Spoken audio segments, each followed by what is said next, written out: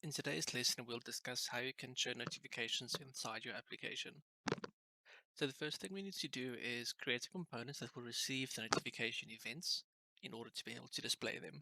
We do that by defining a notifications component type. So the type will be notifications. What's important is this component always needs to have an ID. Doesn't matter really what your ID is, but it is common practice to use the word notifications in capital letters. It just makes your life a little bit easier, and you'll see why later on in this lesson. So we create our component, and for a start, let's not configure it in any way. What we will do is we'll go and create a little button to click on,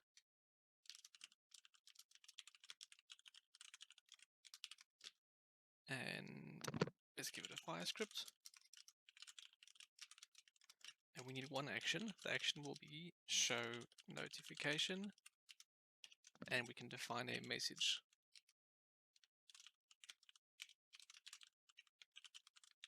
So just type show notification, message hello world, and let's see if we can see anything happening in the front end.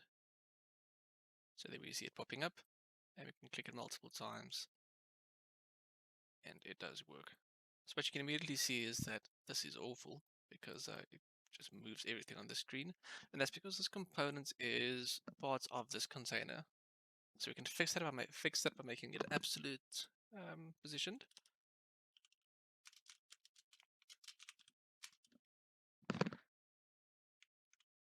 And let's give it a position of, let's move it to the bottom right. So let's make right padding, so it's padding pixels from the right, and bottom also padding. See how it looks now.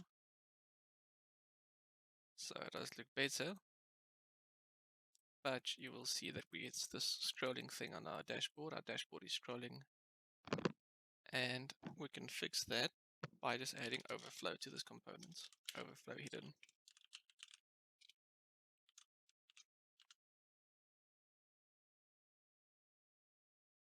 That does look better. So those things do have shadows on them, and we can't currently see the shadows. And that'll just be various bits of styling you do on your components over there. You have full control over how you manage this. So you can, for example, give this thing a width of 20% and some padding. What padding size it will be.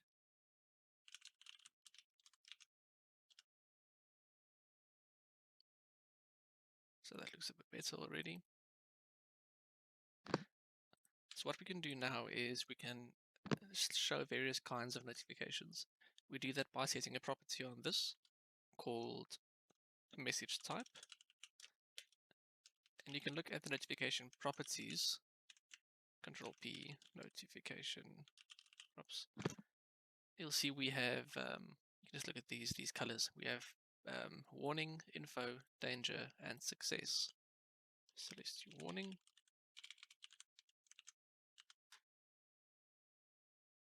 And you'll see it looks exactly the same. And that should be the case for all of them. So to start and override how various message types look, we can specify colors for them, called color, background, warning. Let's use the warning color that is available inside the colors theme.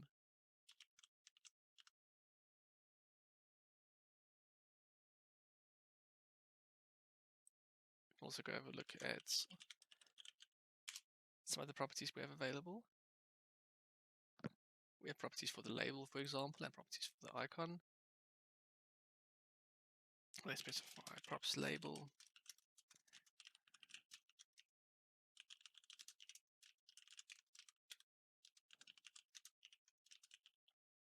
Let's just keep it like this for now. We can maybe do user select text or none to make the user not be able to select the text in there. Whatever you want. It's a normal label. You can style it however you want to.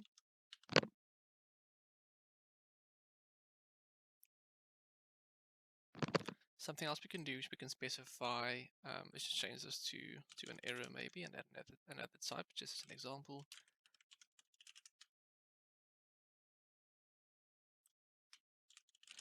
And let's go and specify something else over here on this show notification.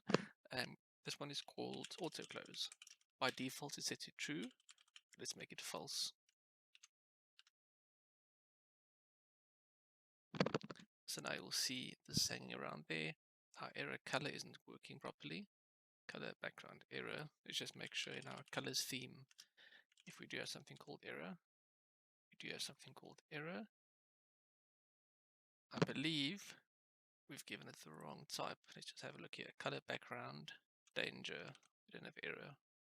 So the type will be danger, I guess. Message type danger.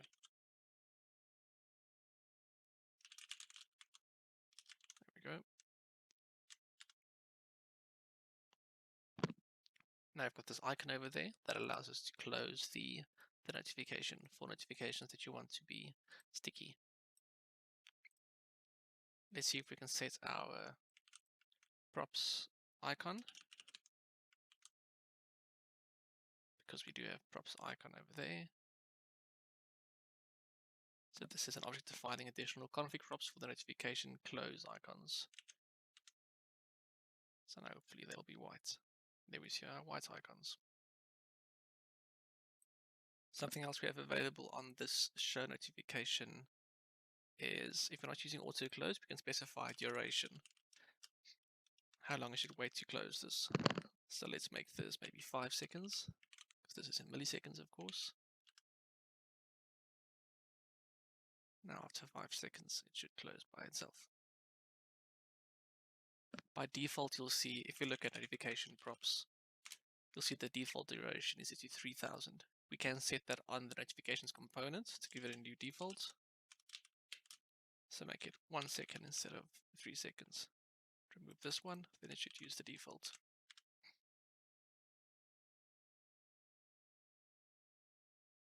And lastly, we can have multiple notifications components with different IDs.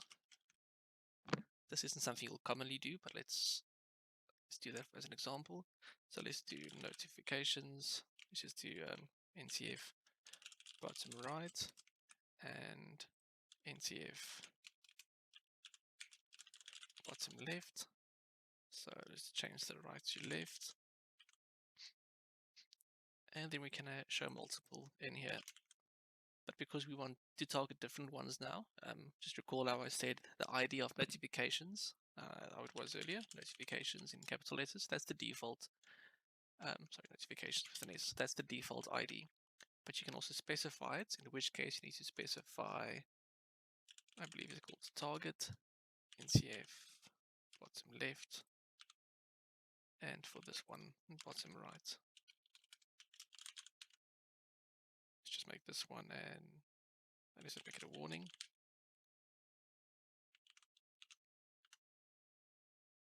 And we see both popping up. We don't currently have a way to control from which side they pop up. They always pop up from the right-hand side.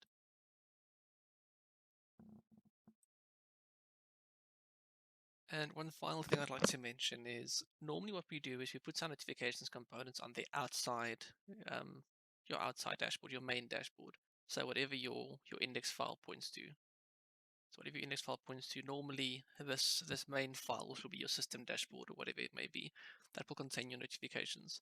That's because if you don't do it that way, you might be in a position where your dashboard that you're building it into is already inside a side panel, or it doesn't use the main viewport, meaning that it might be under some elements, or it might not be the right size, or things like that.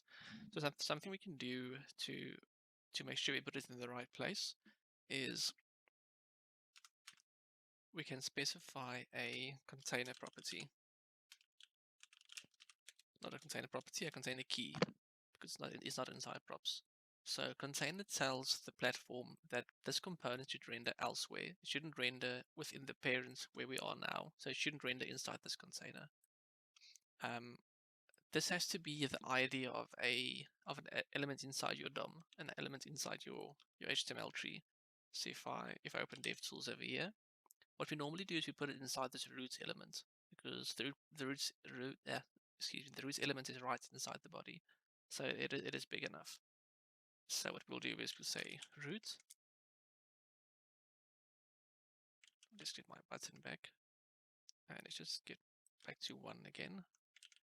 Can remove the target, so we use the default one. And container will then be root. So what you'll see now is currently the notifications component. If you go and find it here, there it is, notifications. It's inside this container, which is our dashboard that we have. But if you refresh now, you should see that the notifications component is now right there, which is directly inside the root component. Now, if you click on this, you won't see any messages popping up, and that's because this position, component is absolutely positioned, and we very likely need a Z index. So just we normally choose like a big number. Later on in a project, you might have to start documenting what your various Z indices are that you use. We still can't see it. So what I'll do is I'll open this one over there. You see your notifications. What's our ID? Oh, so the ID is not set. We never put the ID back. There we go. So now if I go inspect this, this is a nice way to debug notifications sometimes. You just go find the component there, and when you click, excuse me, let me just get this one back. When you click, you'll see the arrow pop up because the components have been added to it.